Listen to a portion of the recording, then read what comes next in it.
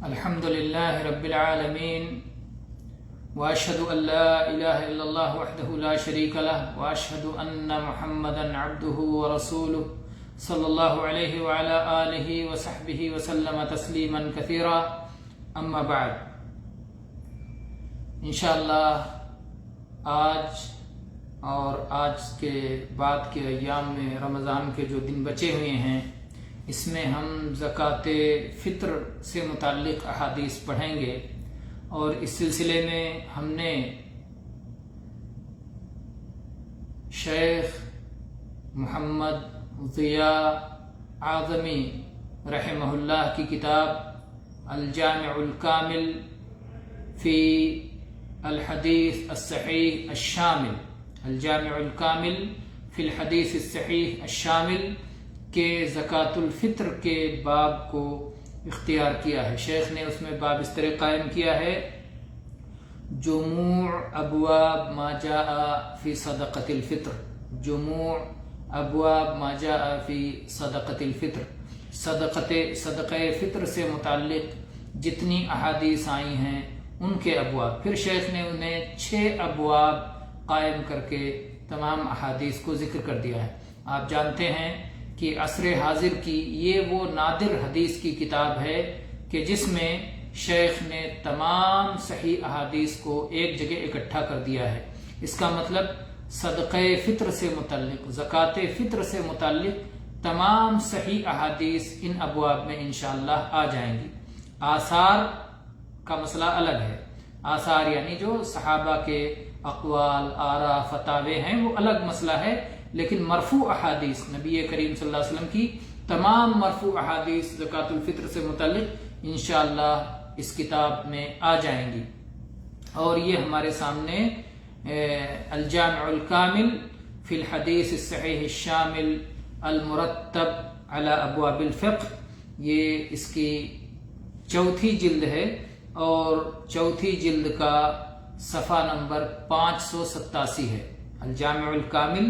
4تھی جلد صفحہ 587، جو پہلا نسخہ طبع ہوا اس اعتبار سے۔ اس کے بعد شیخ نے اس میں باب قائم کیا۔ پہلا باب فرض صدقۃ الفطر علی الحر والعبد والذکر والانثى والصغیر والکبیر، اس مسئلے کا بیان کہ صدقۃ الفطر فرض ہے ہر آزاد، غلام، مرد، عورت اور چھوٹے اور بڑے پر۔ یہ ترجمۃ الباب ہے۔ اور اس کے بعد اس سلسلے میں حدیث پیش کی ہے، وہ حدیث جو متفق علیہ ہے، امام بخاری اور امام مسلم نے بھی جسے روایت کیا ہے عبداللہ ابن عمر رضی اللہ عنہ سے، عن عبداللہ ابن عمر رضی اللہ عنہما ان رسول اللہ صلی اللہ علیہ وسلم فرض زكاة الفطر صاعا من تمر او صاعا من شعير على كل حر او عبد ذكر او انثى من المسلمين۔ اس کے بعد شیخ کہتے ہیں متفق علیہ، اور اسے امام مالک نے بھی کتاب الزکات میں اس کی روایت کی ہے عن نافع عن عبداللہ ابن عمر، اور اسی طرح سے امام بخاری نے کتاب الزکات میں 1504 نمبر پر، اور امام مسلم نے کتاب الزکات میں 984 نمبر پر۔ اور من المسلمین کا جو لفظ ہے حدیث کے اخیر میں، بعض علماء پہلے یہ کہتے تھے کہ امام مالک اس لفظ کے روایت کرنے میں متفرد ہیں، یعنی اکیلے وہی یہ لفظ بیان کر رہے ہیں، لیکن شیخ ضیاء اعظمی رحمہ اللہ فرماتے ہیں کہ ایسی بات نہیں ہے، اکیلے امام مالک نے من المسلمین کا لفظ اضافہ نہیں کیا ہے، بلکہ 2 ثقہ لوگوں نے ان کی متابعت کی ہے۔ اس میں ایک ہے عمر بن نافع عن ابیہ نافع، عمر بن نافع عن ابیہ نافع، ان کی متابعت ہے، اور امام بخاری میں ہی وہ سند موجود ہے صحیح بخاری میں 1503 نمبر پر۔ اور دوسری جو متابعت ہے وہ ضحاک ابن عثمان عن نافع، اور ان کی حدیث صحیح مسلم میں ہے، صحیح مسلم میں 984 نمبر پر۔ تو بہرحال اس حدیث کا معنی واضح ہے اس میں ایک مسئلہ یہ ہے کہ زکات فطر فرض ہے، یہ سنت نہیں ہے۔ بعض لوگوں نے اسے واجب کہا ہے، اور واجب ان لوگوں کے نزدیک فرض سے کم تر ہوتا ہے، اور عام اہل علم کے یہاں فرض اور واجب کا درجہ ایک ہی ہے۔ فرض اور واجب کا مطلب یہ ہے کہ جس عمل کا انجام دینا لازمی ہے اور جس کا چھوڑ دینے والا سزا کا مستحق ہے اللہ کے یہاں، تو اسے فرض یا واجب کہتے ہیں۔ تو صدقۃ الفطر کو نبی کریم صلی اللہ علیہ وسلم نے فرض قرار دیا، جیسا کہ عبداللہ ابن عمر رضی اللہ عنہ کہتے ہیں فرض رسول اللہ صلی اللہ علیہ وسلم، رسول اللہ صلی اللہ علیہ وسلم نے فرض قرار دیا، لازم قرار دیا۔ تو یہ تو اس کا شرعی حکم معلوم ہوا۔ زکات فطر کا شرعی حکم یہ ہے کہ وہ فرض ہے۔ اس کے بعد میں فرمایا صاع من تمر او صاع من شعیر، دو چیزوں کا ذکر کیا، یا تو ایک صاع کھجور فرض ہے اور یا پھر ایک صاع جو فرض ہے۔ ایک صاع جو یا ایک صاع کھجور، دو صنف کا ذکر کیا اور مقداروں کا ذکر کیا، ان کی مقدار کا ذکر کیا کہ کس صنف میں سے دینا ہے، کھجور یا جو، اور ان کی مقدار کیا ہوگی، دونوں کی مقدار ایک ہے، کھجور اور جو دونوں کی مقدار ایک ہے، اور وہ ہے ایک صاع۔ ایک صاع، بعد میں صاع کا پیمانہ مختلف ہو گیا، صاع عراقی اور صاع مدنی۔ تو ظاہر بات ہے کہ نبی کریم صلی اللہ علیہ وسلم کا جو صاع ہے وہی قابل قبول ہوگا، بعد میں وہ پیمانہ کیسا بھی بنا لیا جائے لیکن معیار تو وہی رہے گا جو رسول اللہ صلی اللہ علیہ وسلم کے زمانے میں تھا۔ تو صاع مدنی ہی اس سلسلے میں قابل قبول ہے، جو کہ صاع عراقی کے مقابلے میں بڑا ہوتا ہے۔ تو ایک صاع کھجور ہو یا ایک صاع جو ہو، اور پھر کن لوگوں پر فرض ہے ان کا ذکر کیا گیا کہ چاہے آزاد ہوں، چاہے غلام ہوں، چاہے مرد ہوں، چاہے عورت ہوں، بس ایک شرط ہے کہ وہ مسلمان ہوں۔ اگر غیر مسلم ہیں تو ان پہ فرض نہیں ہے۔ چنانچہ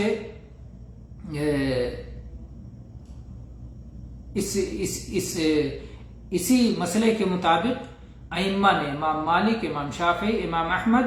سارے یہ جمہور ائمہ فقہ نے یہی کہا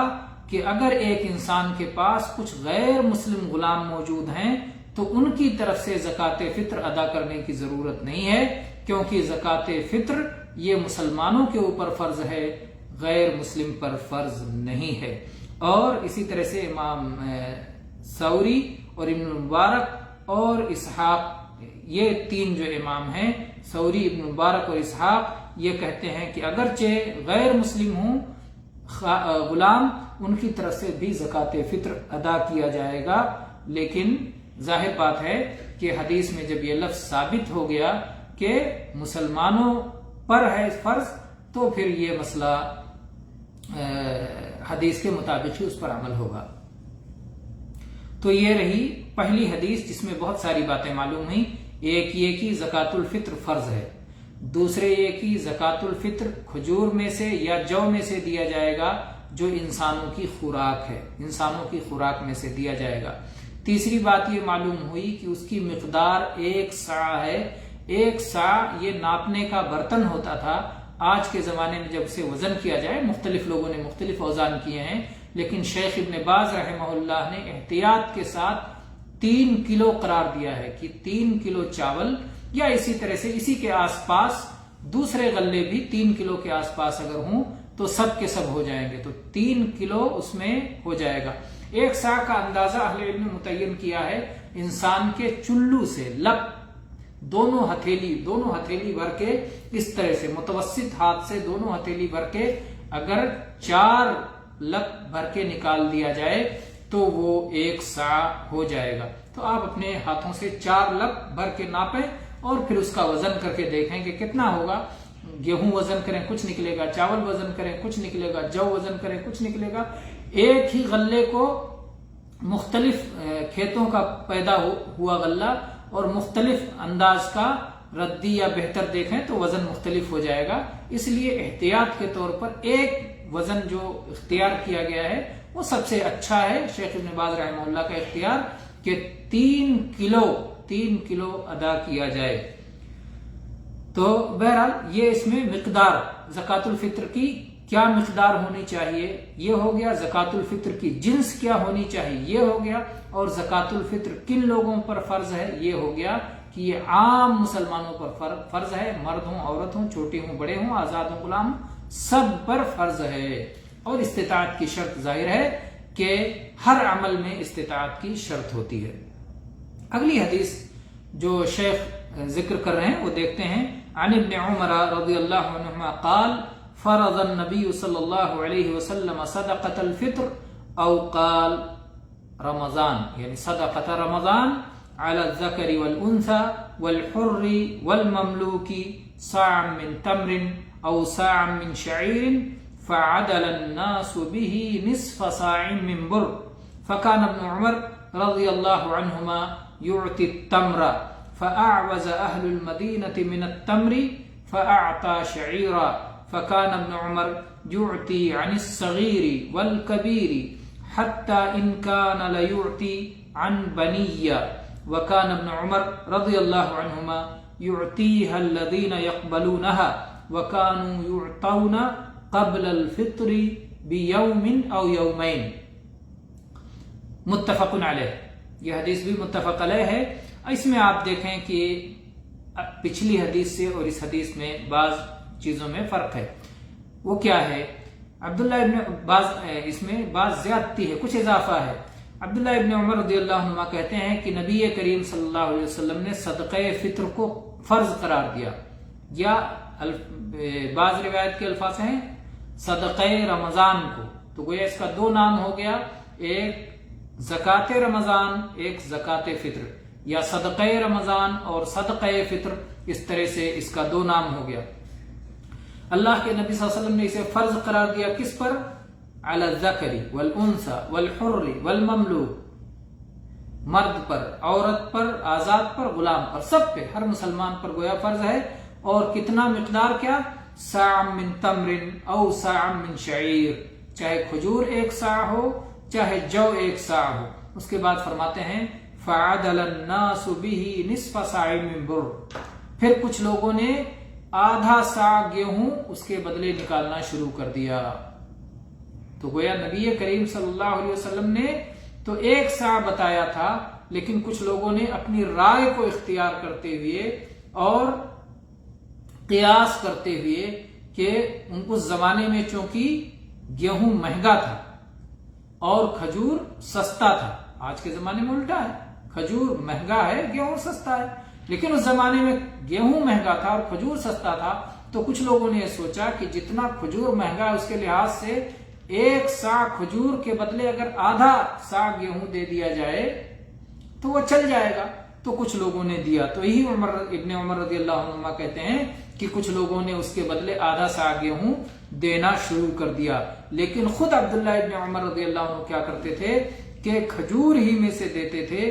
ایک بار مدینہ میں کھجور کی تنگی ہو گئی، کھجور کی کمی ہو گئی، تو انہوں نے جو میں سے دیا، اور عبداللہ ابن عمر رضی اللہ عنہ اپنے گھر کے چھوٹے بڑے تمام افراد کی طرف سے دیتے تھے، یہاں تک کہ اپنے غلام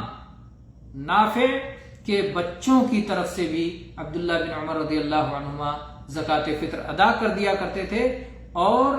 ان لوگوں کو دیتے تھے جو اسے قبول کرتے تھے۔ یہ کون لوگ ہیں جو اسے قبول کرتے تھے؟ یہ شیخ اس کی تشریح کریں گے، نیچے آ رہا ہے کہ جو حاکم کی طرف سے متعین ہوتے تھے زکات کی وصولی کے لیے، زکات وصول کرتے تھے تو انہیں یہ دے دیا کرتے تھے، اور عید سے ایک دن یا 2 دن پہلے زکات وصول کرنے والے کو، صدقہ فطر وصول کرنے والوں کو دیا جاتا تھا۔ تو اس کے بعد میں شیخ اس کی تشریح میں کہتے ہیں کہ یہ روایت، یہ حدیث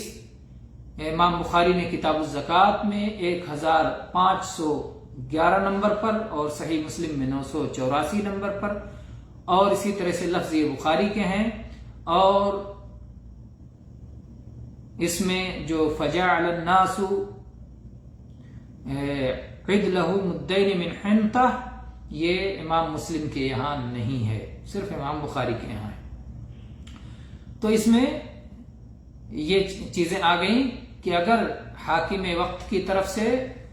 زکوٰۃ فطر کی وصولی پر کچھ لوگ معمور ہوں تو انہیں وہ دیا جائے گا، اور 1-2 دن پہلے بھی دیا جا سکتا ہے، ورنہ زکوٰۃ فطر واجب ہونے کا وقت جس طرح اس کا نام ہے فطر، یعنی رمضان کے ایام جب ختم ہو جائیں، چاند نظر آ جائے، فطر کا وقت شروع ہو جائے تو اس کے بعد یہ دینا فرض ہوتا ہے،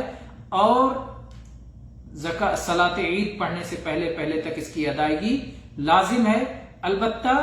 1-2 دن پہلے بھی دیا جا سکتا ہے، جائز ہے، جیسا کہ عبداللہ ابن عمر رضی اللہ عنہما کیا کرتے تھے۔ اگلی حدیث اس کے بعد میں ہے عن ابی ہریرہ عن رسول اللہ صلی اللہ علیہ وسلم قال لیس فی العبد صدقۃ الا صدقۃ الفطر، کہ غلام پر کسی قسم کی کوئی زکوٰۃ نہیں ہے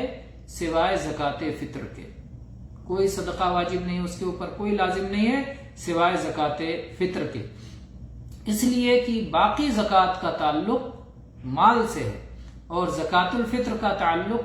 بدن سے ہے، تو اس لیے یہ غلام پر بھی لازم ہے، جبکہ باقی زکوٰۃ چونکہ غلام کسی مال کا مالک نہیں ہوتا اس لیے اس کے اوپر کوئی زکوٰۃ نہیں ہے۔ تو یہ روایت صحیح مسلم میں ہے 982 نمبر پر،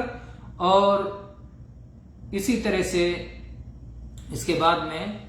شیخ ذکر کرتے ہیں ایک تنبیہ کہ عبداللہ ابن عمرو ابن عاص سے جو وہ روایت بیان کی جاتی ہے کہ نبی صلی اللہ علیہ وسلم نے مکہ کی گلیوں میں ایک آواز لگانے والے شخص کو بھیجا کہ جو آواز لگائے کہ صدقۃ الفطر ہر مسلمان پر واجب ہے،